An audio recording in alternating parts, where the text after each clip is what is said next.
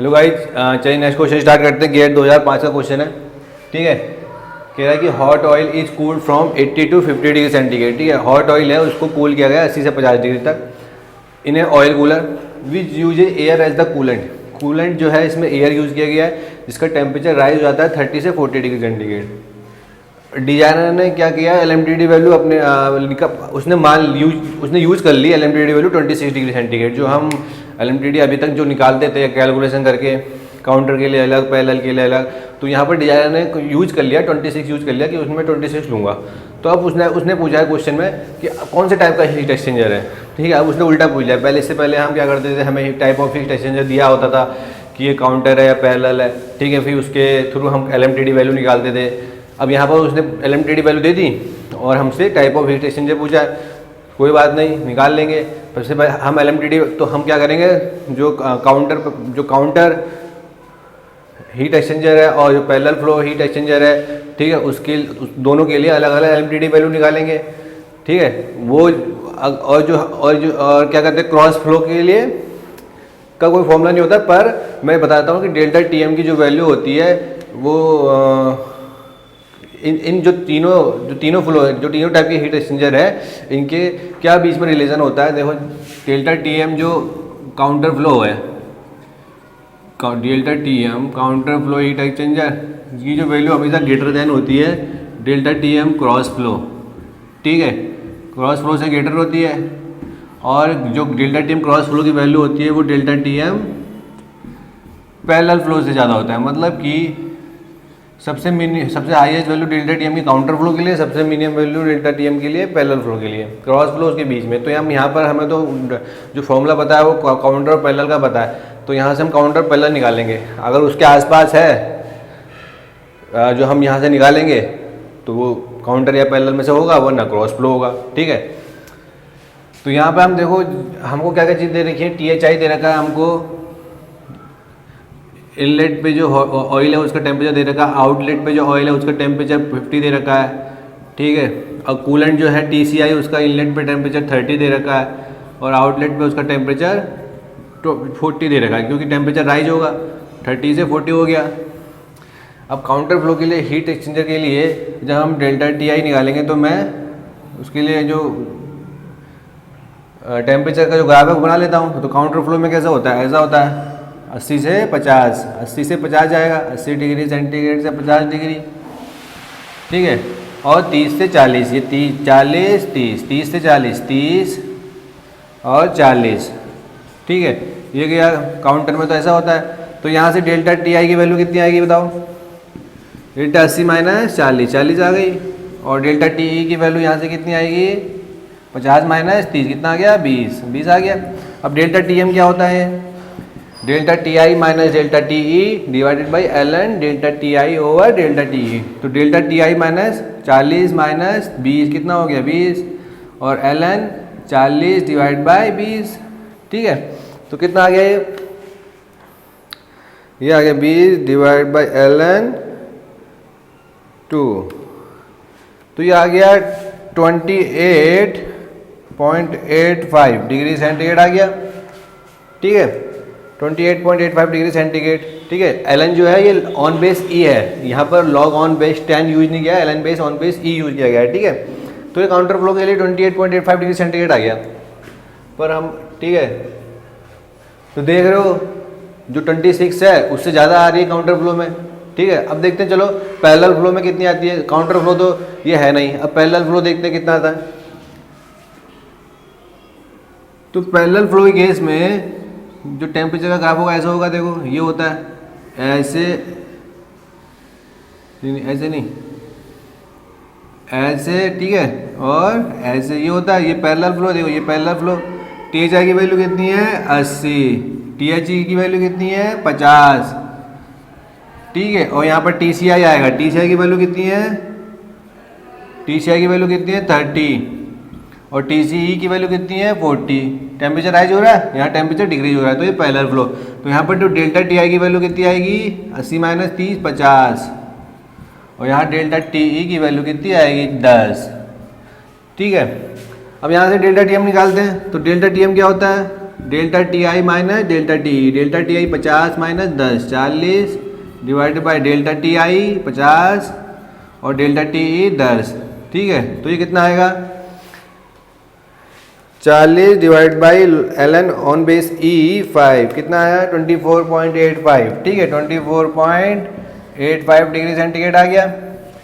देखो ये 28.85 आ रहा है, 26 से ज़्यादा आ रहा है, 24.85 आ रहा है, 26 से कम आ रहा है। ठीक है, तो ये इनके बीच में है, मतलब काउंटर और पैरेलल के बीच में है। तो बीच में कौन सा है, क्रॉस फ्लो। तो ये जो किस टाइप का हीट एक्सचेंजर है, cross flow type heat exchanger है। ठीक है, cross flow type heat exchanger, क्योंकि 26 आ रहा है नहीं, क्योंकि देखो 28.85 ग्रेटर देन होगा 26 से और 26 ग्रेटर देन होगा 24.85 से। तो कौन सा वाला आया, क्रॉस फ्लो हीट एक्सचेंजर। कौन सा टाइप का है, क्रॉस फ्लो हीट एक्सचेंजर। ठीक है, ऐसे निकालते हैं जब हमको पता करना होता है कि कौन से टाइप का हीट एक्सचेंजर है। तो काउंटर के लिए अलग डेल्टा टी हम निकालते हैं, logarithmic mean temperature difference LMTD। ठीक है, और पैरेलल के अलग वहाँ पर चेक करते हैं कि कौन सा वाला टाइप का हीट एक्सचेंजर है। ठीक है, सही। नेक्स्ट क्वेश्चन करते हैं, गेट 2007 में क्वेश्चन आया था। ठीक है, इसमें कह रहा है कि इन्हें counter flow heat exchanger hot fluid जो है वो एंटर कर रहा है 60 डिग्री सेंटीग्रेड पे। ठीक है, काउंटर फ्लो हीट एक्सचेंजर दे रखा है, हमको कह रखा है कि हॉट फ्लूइड जो है वो 60 पर एंटर कर रहा है और कोल्ड फ्लूइड लीव कर रहा है 30 पे।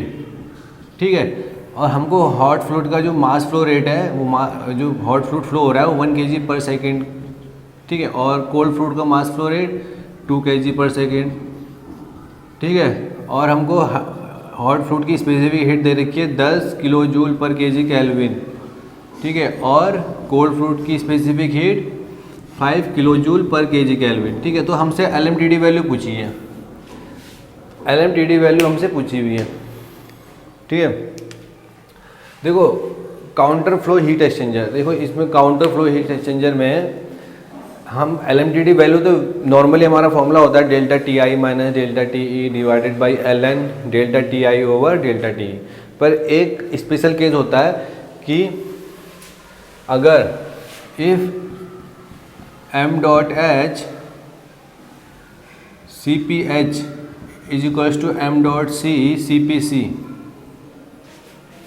For counter flow heat exchanger. मैं केवल काउंटर फ्लो हीट एक्सचेंजर की बात कर रहा हूँ, पैरेलल फ्लो हीट एक्सचेंजर की बात नहीं कर रहा हूँ। ठीक है, for counter flow heat exchanger अगर m dot H is equal to m dot C C P C.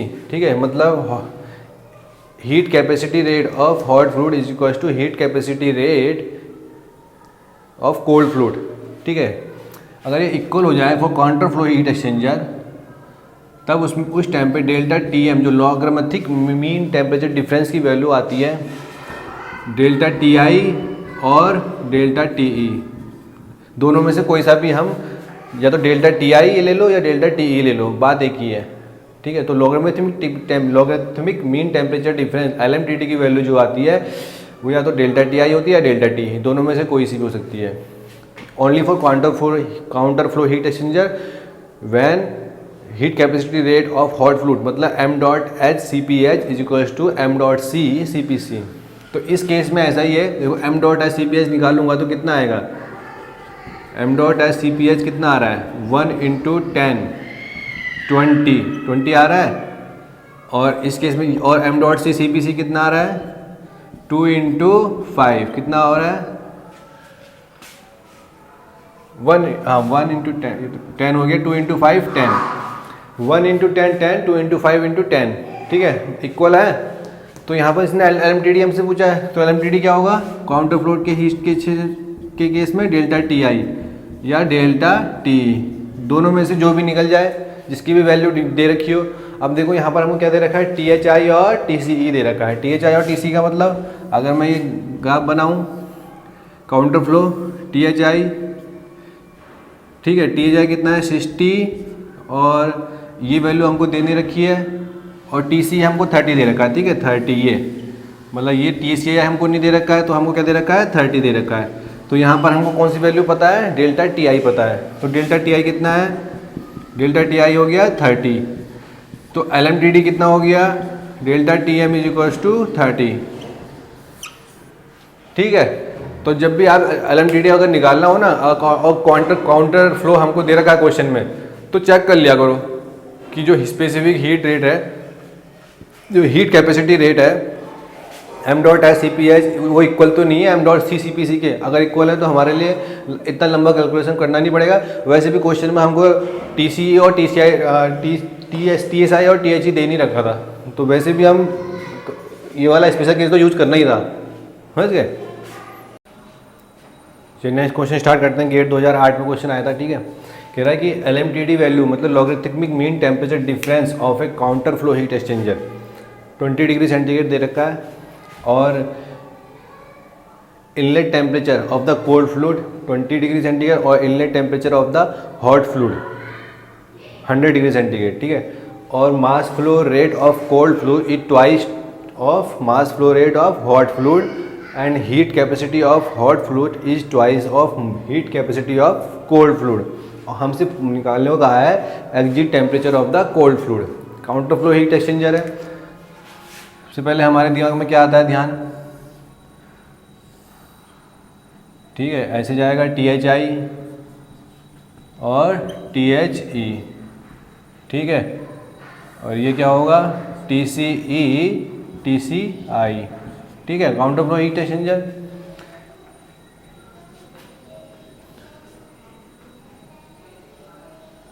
तो हमसे पूछा है कि काउंटर फ्लो हीट एक्सचेंजर दे रखा है, तो L M T D value हमको दे रखी है। तो मैंने कहा कि जब काउंटर फ्लो हीट एक्सचेंजर हो ना, तो आप चेक कर लिया करो कि ये स्पेशल केस तो नहीं है। कौन सा वाला केस, जिसमें heat capacity rate of hot fluid और कोल्ड फ्लूइड दोनों की सेम होती है, मतलब दोनों इक्वल होते हैं। तो M dot S C P H अगर मैं देखूँ कितना है, हमको दे नहीं रखा M dot H, C P H कितना दे रखा 2 सी पी सी, मतलब 2 सी पी सी, ठीक है। और M dot C C P C कितना है, एम डॉट सी कितना है 2 M dot H C P C. देखो M dot H C P H equals to M dot C C P C है, क्योंकि 2 M dot C P C 2 M dot C P C equal आ रहे हैं दोनों। M dot तो क्या हो गया यहाँ से, M dot H C P H is equals to क्या हो गया, M dot C C P C. तो ये स्पेशल केस हो गया काउंटर फ्लो हीट एक्सचेंजर के लिए। तो इस केस में जो L M T D value आती है वो क्या आती है, L M T D value क्या होती है, या delta T E T I या डेल्टा टी ई, जो हम जिसकी भी वैल्यू हमको दे रखी है वहाँ से निकल जाएगा। हमसे पूछा है टी सी ई निकालने के लिए, और हमको क्या दे, टी सी यहाँ पर है और टी एच आई दे रखा है और एल एम टी डी दे रखा है। एल एम टी डी कितना है 20 है, हो गया, निकल गया। तो एल एम टी डी कितना दे रखा है 20 डिग्री सेंटीग्रेड, और हम डेल्टा टी आई लेंगे यहाँ पर। डेल्टा टी आई कितना होगा, T H I minus T C E, ठीक है। तो 20, टी एच आई कितना दे रखा है हमको 100, ठीक है, माइनस टी सी ई। तो हमसे टी सी ई निकालने के लिए कहा है, तो कितना होगा 100 माइनस 20 कितना हो गया 80 डिग्री सेंटीग्रेड। तो exit temperature of the cold fluid क्या हो गया 80 डिग्री सेंटीग्रेड, ठीक है, इजी है।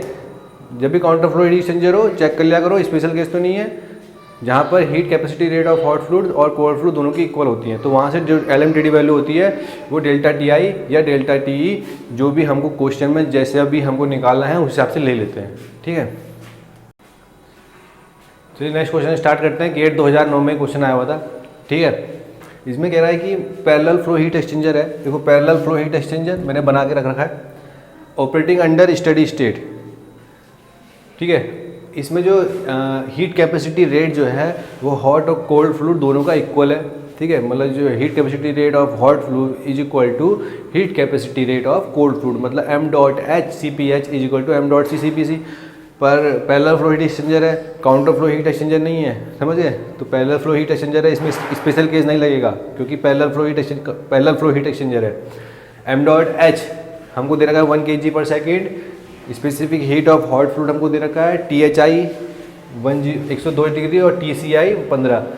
यू क्या है, overall heat transfer coefficient. Overall heat transfer coefficient क्या होता है, क्योंकि देखो हीट एक्सचेंजर में 2 टाइप से हीट ट्रांसफर होता है, कंडक्शन बाई कंडक्शन। कंडक्शन कहाँ से होता है, जो सेपरेटिंग वॉल होती है उसके थ्रू कंडक्शन होता है, और बाई कन्वेक्शन, ठीक है। और सेपरेटिंग वॉल और जो जहाँ से फ्लूइड फ्लो हो रहा है वहाँ से कन्वेक्शन उसके द्वारा हीट ट्रांसफर होता है। तो बाई कंडक्शन तो उसके लिए हम ओवरऑल हम ले लेते हैं एक ओवरऑल हीट ट्रांसफर कोफिशिएंट ले लेते हैं U, ठीक है।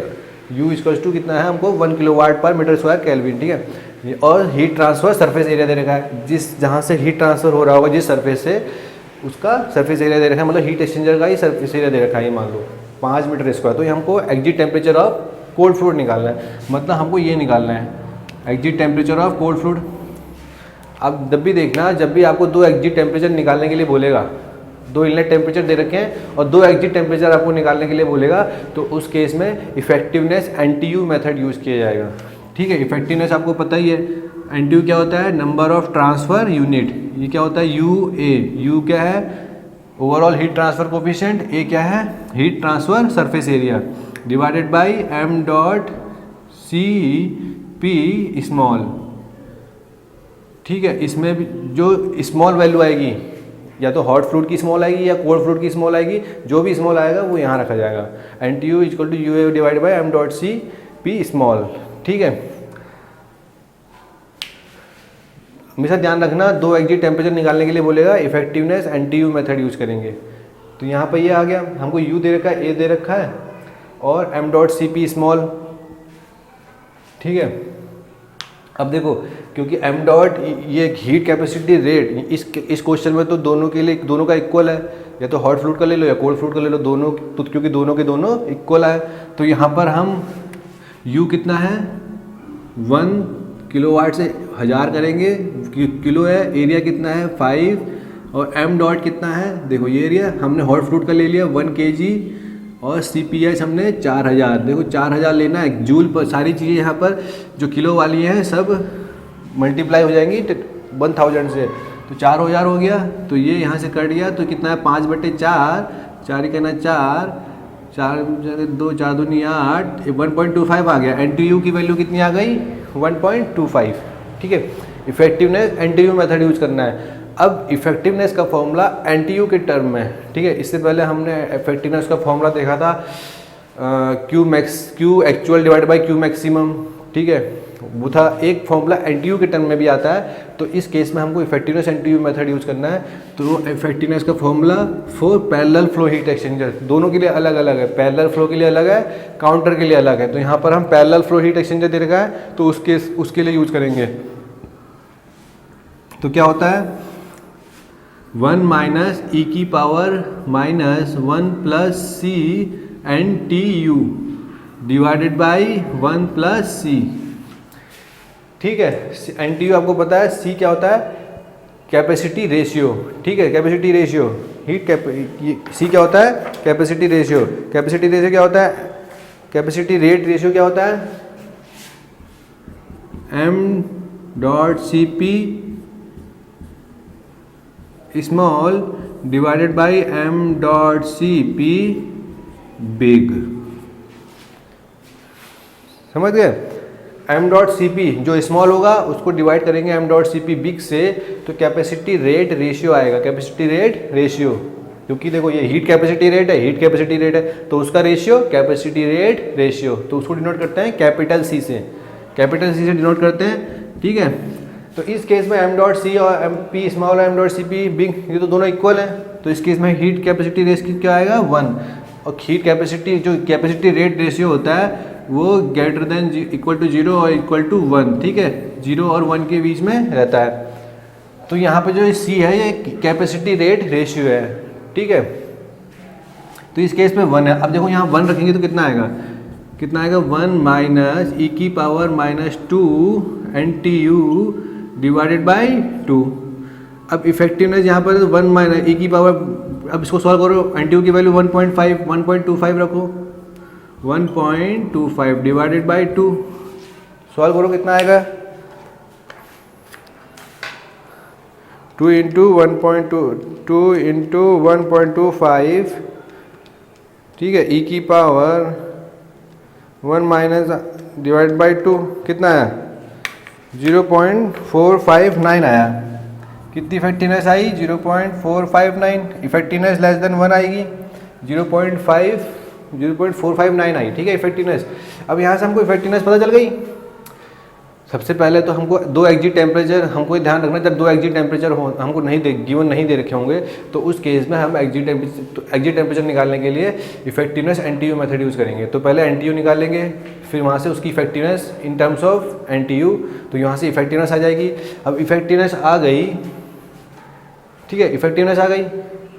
अब जो इफेक्टिवनेस का जो पुराना वाला फॉर्मूला था वो यूज़ करेंगे। क्या फॉर्मूला था? Effectiveness Q actual over Q maximum, ठीक है, Q actual over Q maximum. अब Q मैक्सिमम क्या होता है? अब Q एक्चुअल कौन सा रखें? Q एक्चुअल क्या है भाई? जो हमको निकालना है वो वाला रख देंगे Q एक्चुअल। जैसे कि हमको TC निकालना है ना, तो हम क्या करेंगे? TCI माइनस TC, इसका enthalpy change TCI minus TC देख कितना हो गया? M, ये कोल्ड फ्लूइड है तो M dot C CPC TCE minus TCI, ठीक है। अब Q मैक्सिमम क्या होता है? M डॉट C मिनिमम वाला होता है, तो इस केस में तो दोनों इक्वल हैं, तो इसी जब दोनों इक्वल हैं तो हम तो भैया M डॉट C CPC रखेंगे। क्यों रखेंगे? ताकि एक दूसरे से कट जाए। और टेम्परेचर मैक्सिमम टेम्परेचर डिफरेंस क्या होता है? THI माइनस TCI हमेशा रहेगा। THI तो हायर ही रहेगा और TCI लोअर ही रहेगा। THI माइनस TCI, ठीक है। अब ये कहते हो कि ये हीट कैपेसिटी जो रेट है वो मिनिमम क्यों रखा जाता है? भाई मिनिमम इसीलिए रखते हैं क्योंकि हमको जो टेम्परेचर डिफरेंस है ना ज़्यादा से ज़्यादा लाना है। जब ज़्यादा से ज़्यादा तब आएगा जब ये मिनिमम होगा। जब हीट कैपेसिटी रेट जब फ्लूइड का मिनिमम होगा ना तब ये ज़्यादा से ज़्यादा आएगा ये, ठीक है। तो ये आ गया। अब हमको इफेक्टिवनेस तो हमको दे रखी है 0.459 और TCE हमको निकालना है। TCI हमको कितना है? दे रखा है 15, ठीक है। और THI कितना है? 102 माइनस 15, तो करो सॉल्व कितना आएगा? मल्टीप्लाइड 102 माइनस 15 प्लस 15 कितना आया? 54.93 आ गया। तो TC की वैल्यू कितनी आ गई? 54.93 डिग्री सेंटीग्रेड, ठीक है। 54.93 डिग्री सेंटीग्रेड आ गई, ठीक है। ठीक है, नेक्स्ट क्वेश्चन स्टार्ट करते हैं। गेट 2010 में क्वेश्चन आया था, कह रहा है कि एन इंडस्ट्रियल गैस, एक इंडस्ट्रियल गैस है, ठीक है, जिसका स्पेसिफिक हीट 1 किलो जूल पर केजी केल्विन, इनलेट टेम्परेचर, और इंडस्ट्रियल गैस है और पैरेलल फ्लो हीट एक्सचेंजर है, ठीक है। इनलेट टेम्परेचर उस जो गैस है उसका इनलेट टेम्परेचर 250 डिग्री सेंटीग्रेड है और वो मास फ्लो रेट 2 kg पर सेकेंड से फ्लो कर रहा है, ठीक है। तो जो वाटर स्ट्रीम है, वाटर स्ट्रीम उसका स्पेसिफिक हीट 4 किलो जूल पर केजी केल्विन, उसने एंट्री करा 50 डिग्री सेंटीग्रेड पे और उसका मास फ्लो रेट किस मास फ्लो रेट से 1 kg पर सेकेंड के हिसाब से, ठीक है। और इफेक्टिवनेस हमको हीट एक्सचेंजर का 0.75 दे रखा है और हमसे उसने पूछा है कि जो एग्जिट टेम्परेचर है, जो गैस स्ट्रीम है, उसका हमको एग्जिट टेम्परेचर निकालना है। अब देखो पैरेलल फ्लो हीट एक्सचेंजर है, तो सबसे पहले क्या बनाते हैं?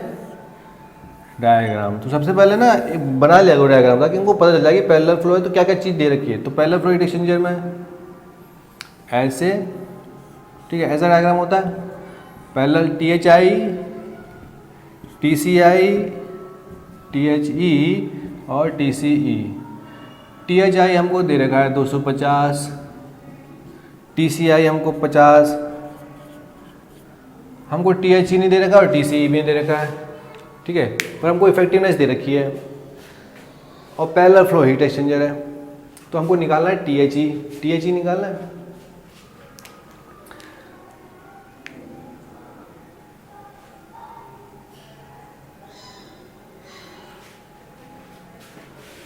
नहीं, THE निकालना है। तो इस केस में देखो क्या होगा, सबसे पहले हम हीट कैपेसिटी रेट देखते हैं। m.h CPH, m.h कितना है? 2, CPH कितना है? 1, कितना आया? 2, और m.c CPC कितना है? m.c 1 और CPC कितना है? 4, समझ गए? तो कौन सा वाला स्मॉल है इसमें? m.h CPH स्मॉल है। ठीक है, M dot H C P I small है। अब इफेक्टिवनेस हमको आपको पता है, मैं क्या फॉर्मूला था, क्या फॉर्मूला था, देखो यहाँ पर इफेक्टिवनेस हमको इसने इफेक्टिवनेस दे दी डायरेक्ट, हमको यहाँ एंटी यूज करने की जरूरत ही नहीं पड़ी क्योंकि हमको इफेक्टिवनेस उसने पहले से दे दी। ठीक है, वरना अपन लोग उसमें एंटी यूज करते, एंटी यूज करने के लिए हीट ट्रांसफर कोएफिशिएंट, एरिया उसने दिया नहीं, उसे पता था कि ऐसा नहीं होगा, वरना तो एग्जिट टेम्परेचर हमको नहीं दे रखे है ना, तो वही वाला मेथड यूज होगा। पर यहाँ पर इफेक्टिवनेस हमको दे रखी है तो हम वहाँ से इफेक्टिवनेस ही तो निकाल देते हैं एंटी यू मेथड से। इफेक्टिवनेस हमको दे रखी है तो इफेक्टिवनेस क्या होता है, क्यू एक्चुअल और क्यू मैक्सिमम। एक्चुअल कितना हीट ट्रांसफर है, हमको निकालना वाला कौन सा टेम्परेचर है, टी एच ई निकालना है। तो हमको जब ये निकालना है तो T H I minus T H E, तो ये ले, ठीक है। तो M dot H C P H T H I minus T H E और divided by Q maximum. Q maximum क्या होता है, मिनिमम हीट कैपेसिटी रेट, जो कि हीट कैपेसिटी रेट जिसका मिनिमम होगा उसको लेंगे। तो किसका मिनिमम है, एम डॉट है सी पी एच का, उसी का मिनिमम ही है, M dot C P H का ही मिनिमम है। ठीक है, M dot H C P H, क्योंकि ये मिनिमम लेना है, ये मिनिमम आ गया, और T H I minus T C I. ठीक है, अब टी एच आई भी दे रखा है, टी सी आई भी दे रखा है, और टी एच ई हमको निकालना है, इफेक्टिवनेस हमको दे रखी है। तो इफेक्टिवनेस कितनी हो गई 0.75, ये कैंसिल हो गया। टी एच आई कितना दे रखा है 250, और टी एच ई हमको निकालना है, टी एच आई 250 और टी सी आई 50। तो कितना आएगा टी एच ई, यहाँ से टी एच ई आएगा, निकालो 200 मल्टी 0.75, ठीक है, 250 माइनस आंसर कितना आया 100 डिग्री सेंटीग्रेड। ठीक है, टी एच ई की वैल्यू कितनी आई 100 डिग्री सेंटीग्रेड। ठीक है, चलिए नेक्स्ट क्वेश्चन स्टार्ट करते हैं। गेट 2011 में क्वेश्चन आया था। ठीक है, यहाँ पर जो दोनों फ्लूइड है वो वाटर ही हैं। ठीक है, तो जो कोल्ड फ्लूइड है, कोल्ड वाटर है, उसका कैपेसिटी मास फ्लो रेट 0.1 और इनलेट टेम्परेचर 20 डिग्री सेंटीग्रेड और एग्जिट टेम्परेचर उस कोल्ड वाटर का 70 डिग्री सेंटीग्रेड, और काउंटर फ्लो हीट एक्सचेंजर है।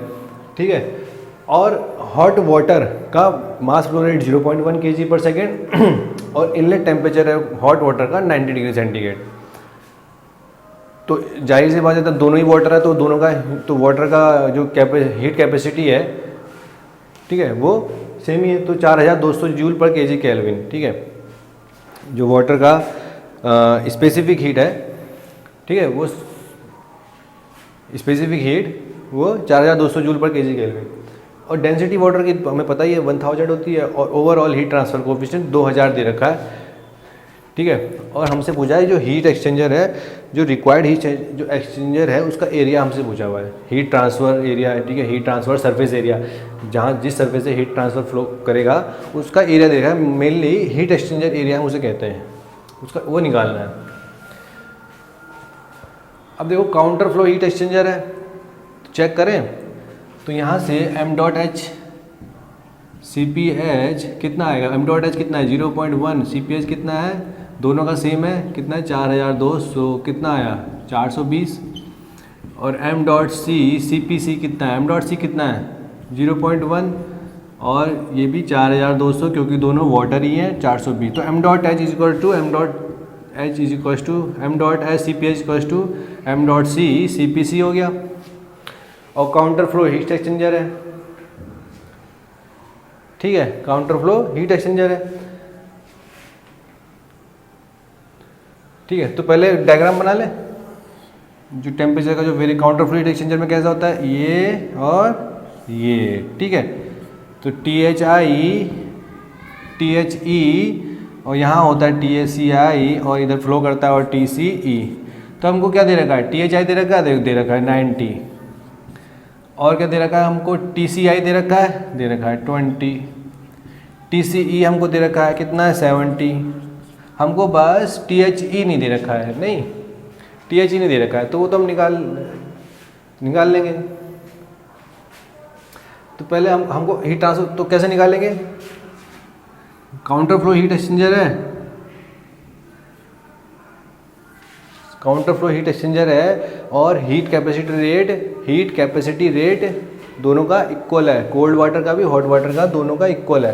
तो डेल्टा टी एम क्या होता है, डेल्टा टी आई ए होता है या डेल्टा टी ई होता है, जो भी टेम्परेचर उस हिसाब से निकालते हो। डेल्टा टी एम इस केस में क्या होगा, हमें कौन कौन से ये दोनों दे रखे हैं। तो डेल्टा टी आई यहाँ पर क्या है 90 माइनस 70, 90 माइनस 70 कितना हो गया डेल 20, समझ गए। तो डेल्टा यहाँ पर डेल्टा टी आई कितना है 90 माइनस 70 कितना है 20 डेल्टा टी आई। तो यहाँ पर डेल्टा टी एम क्या हो गया 20 हो गया।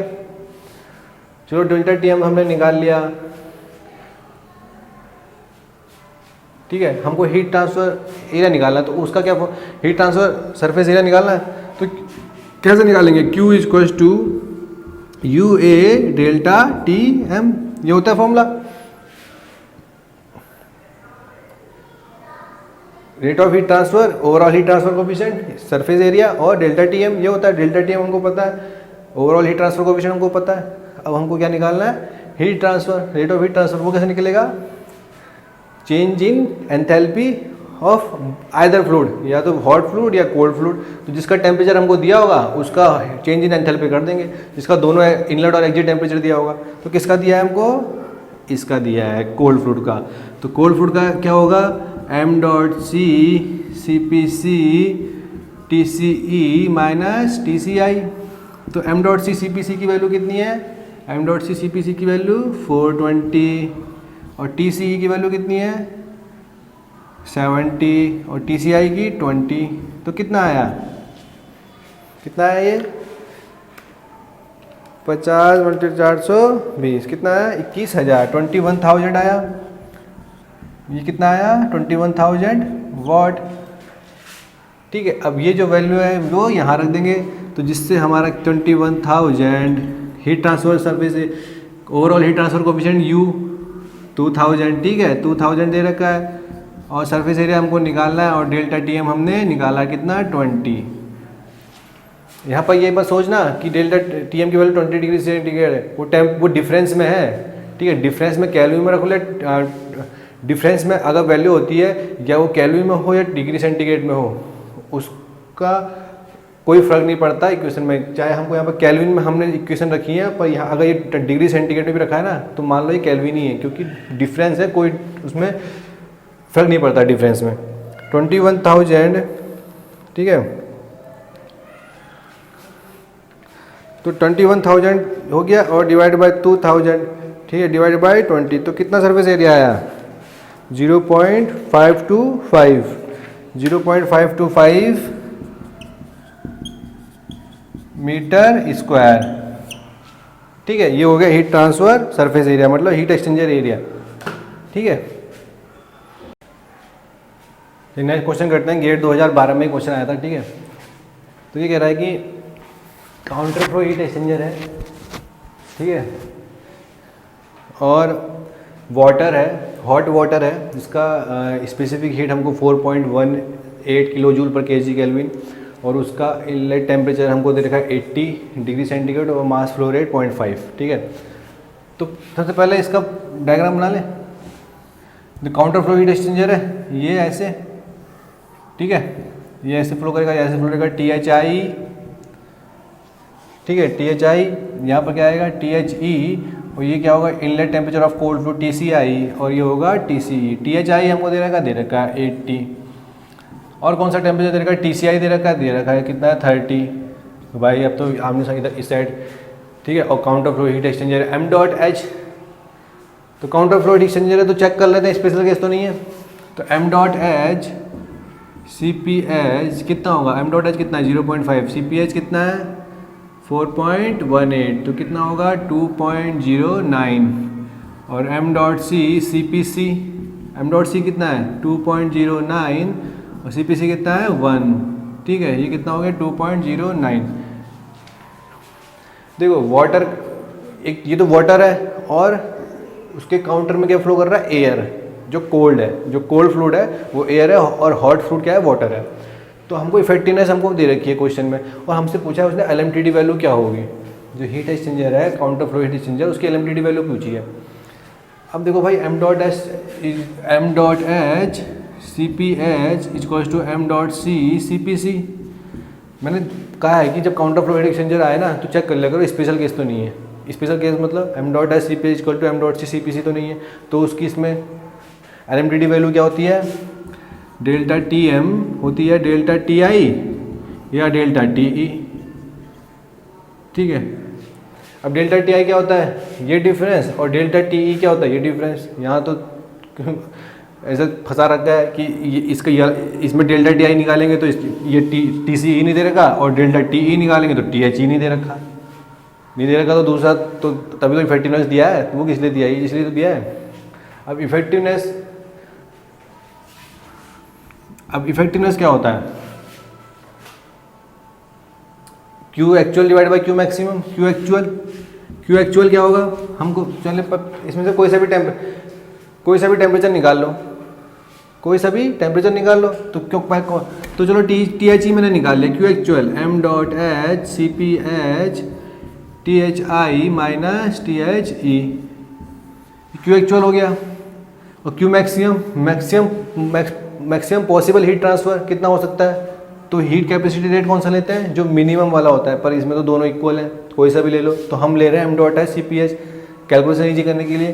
देखो मैंने M dot H C P H ले लिया तो ये कैंसिल हो गया, समझ गए।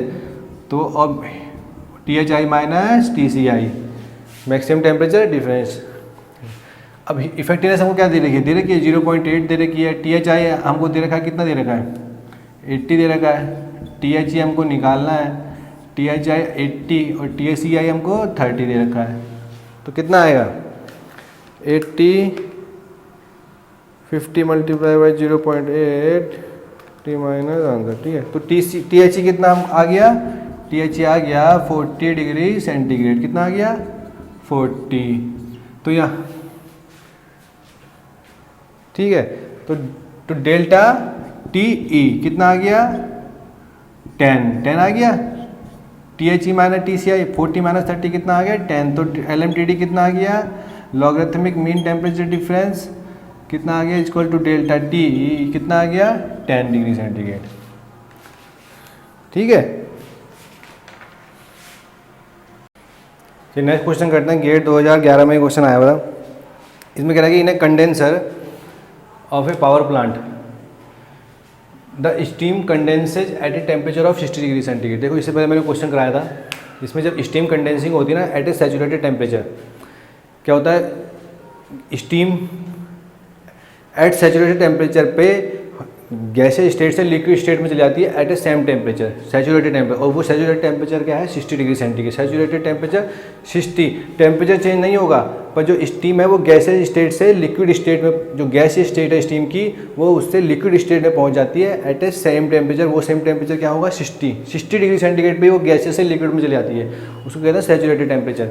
ठीक है, तो ये वाला केस है, ये स्पेशल केस हो गया। ठीक है, इस केस में क्या है कि स्टीम कंडेंस हो रही है एट ए सैचुरेटेड टेम्परेचर पे। तो इसमें क्या कैसे बनेगा, देखो ये स्टीम है, इसका टेम्परेचर 60, तो ये क्या है, टी एच आई, और ये क्या है, टी एच ई, दोनों 60 पे है, क्योंकि 60 डिग्री सेंटीग्रेड पर ही स्टीम यहाँ पर फेस चेंज हो रहा है, गैसीय स्टेट से लिक्विड स्टेट में चेंज हो रहा है। ठीक है, यहाँ पर फेस चेंज हो रहा है स्टीम का। और जो कूलिंग वाटर है वो एंटर कर रहा है 30 डिग्री सेंटीग्रेड पे उसने एंटर किया, और 45 डिग्री सेंटीग्रेड पे उसने एग्जिट कर दिया। ठीक है, यहाँ मैंने पैरेलल फ्लो टाइप का हीट एक्सचेंजर बनाया। देखो क्वेश्चन कुछ नहीं दे रखा है, क्यों नहीं दे रखा है, क्योंकि इसमें या तो पैरेलल फ्लो ले लो या काउंटर फ्लो ले लो, दोनों केस में सेम आंसर आएगा, सेम एलएमटीडी वैल्यू आएगी, दोनों केस में सेम एलएमटीडी वैल्यू आएगी। चाहे पैरेलल फ्लो करके सॉल्व कर लो इसको क्वेश्चन को, या काउंटर फ्लो करके सॉल्व कर लो। मतलब काउंटर फ्लो मतलब कि स्टीम तो ऐसी कंडेंस होगी, पर जो ये वाटर है वो इसके अपोजिट डायरेक्शन में एंट्री यहाँ से करेगा, एग्जिट यहाँ पर। सेम एलएमटीडी वैल्यू आएगी, एलएमटीडी वैल्यू से equal in both counter and parallel. ठीक है, तो मैंने पैरेलल फ्लो ले लिया, तो अब पैरेलल फ्लो तो यहाँ पर से मैं डेल्टा टी आई कितना आएगा, कितना हो गया 30, और यहाँ पर डेल्टा टी ई कितना आएगा, ये कितना हो गया 15। तो डेल्टा टी एम मतलब एल एम टी डी क्या होगा, delta T I minus delta T E divided by L N delta T I divided by delta T. तो डेल्टा टी आई की वैल्यू कितनी है 30, delta T 15 divided by L N 30 divided by 15, तो कितना आया 15 divide by L N 2 कितना आया 21.6 degree centigrade. ठीक है 21.6 डिग्री सेंटीग्रेड, ये हो गई LMTD वैल्यू। ठीक है।